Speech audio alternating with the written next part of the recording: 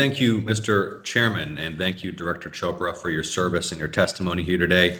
Uh, Building on what Senator Cortez Masto was just discussing in terms of the impact that adverse credit reports can have on Americans, let's talk about how this can impact veterans and what you can do, Director Chopra, to protect veterans from improper billing and collections from providers of community care services referred by the VA. You published the Office of Service Member Affairs 2022 annual report.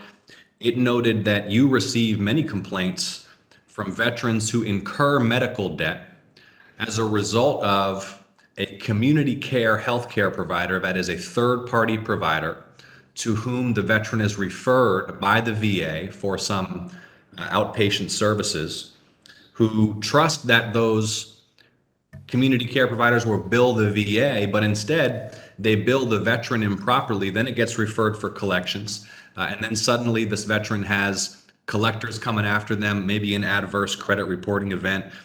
The report that you issued, Director Chopra, recommended that medical providers and third-party billing companies should have adequate systems in place to serve veterans. Of course, they should. What else can you do with the powers at your disposal to protect veterans who are at risk of becoming trapped by medical debt, having adverse credit reports because of the failures of these healthcare providers to properly bill the VA? Well, let me just say that credit reports should not be a tool to extort money out of someone who doesn't really owe it.